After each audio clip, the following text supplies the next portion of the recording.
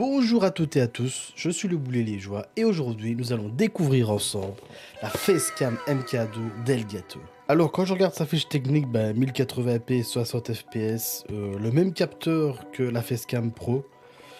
Sur papier ça a l'air juste génial, surtout au vu du prix que je vous dirai un peu plus tard. J'ai juste hâte de tester. On va déballer tout ça et on se retrouve juste après pour la comparer justement avec l'appareil que j'utilise juste là et voir ce qu'elle a dans le ventre. C'est parti!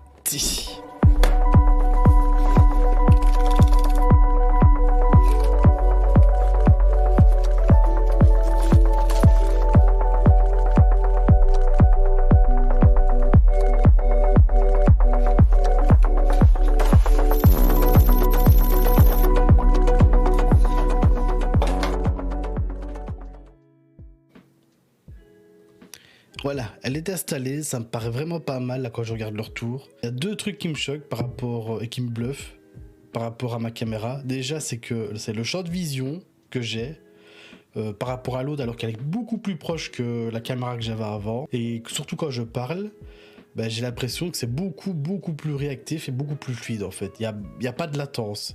Et ça, c'est beau. Alors pour télécharger Camera Hub, c'est très simple. Tu te rends sur le site d'Elgato. Au-dessus à droite, tu verras, il y a un petit bouton Download.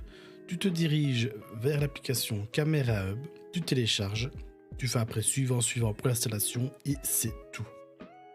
Donc voilà, j'ai installé le logiciel, tout me paraît bien, je vois déjà qu'on a pas mal de paramètres. J'ai fait une petite coupure parce qu'il a eu un petit souci pour détecter ma facecam, donc si vous avez le souci, regardez ce que j'ai fait. En fait, quand j'allais ici, j'avais pas beaucoup de paramètres, ça me paraissait bizarre.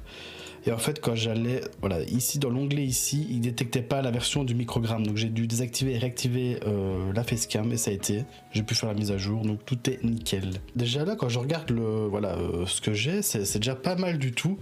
Bon, je suis sûr qu'on peut mieux faire. D'ailleurs, vous voyez à quoi je fais ça. Il y a la balance des blancs qui change tout seul. Donc ça, déjà, je vais l'éviter. Il est là d'ailleurs, on va le désactiver. On va régler tout ça et je suis sûr qu'on va arriver à la perfection. Alors là, déjà, je vois qu'on peut zoomer. On va essayer ça.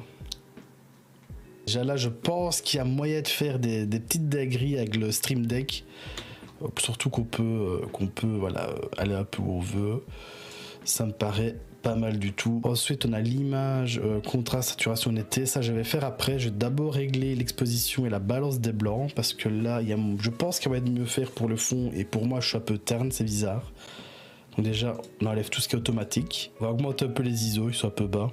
Ok, 300 c'est déjà pas mal, là je suis déjà assez content du résultat là déjà, l'air de rien. Un petit conseil aussi, tout ce qui est automatique, surtout quand vous êtes dans un studio, moi je vous les conseille de les désactiver, de faire tout manuel. La plupart du temps les réglages que vous avez en interne ne changent pas, donc vous pouvez faire à la perfection les réglages pour ce genre de choses. Maintenant quand vous êtes à l'extérieur c'est peut-être un peu plus délicat, mais à l'intérieur d'un studio où voilà, l'éclairage ne change quasi pas, il vaut mieux passer en manuel comme je fais ici. Je veux pas que le fond soit cramé, parce que si je monte trop les ISO tout va être cramé et c'est dégueulasse, et si je vais trop bas, c'est moi qui suis trop dans la pénombre. Donc le fond est pas mal, là le fond est vraiment pas mal.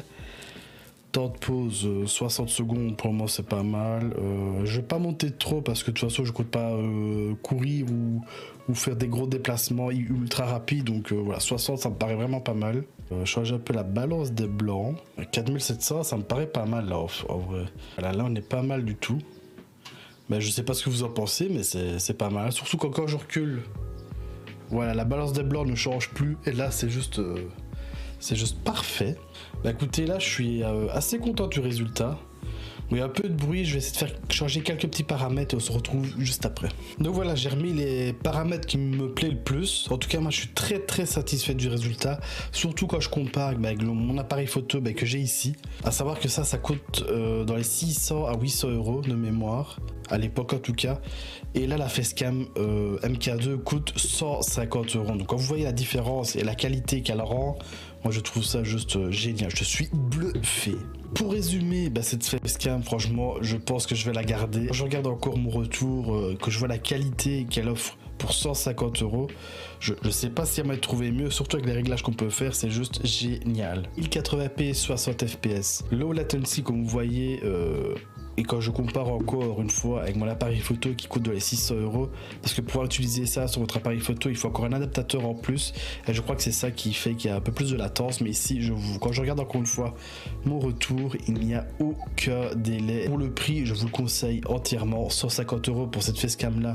Allez-y, les yeux fermés. Quand je regarde la toute première facecam, si vous regardez sur le site, elle est à 120 €. Donc mettez les 30 € de plus et prenez directement celle-ci. Par rapport à la facecam pro qui coûte dans les 350 €, je trouve que ça peut abuser, surtout qu'il n'y a pas une énorme différence. Ça permet juste de filmer en 4K.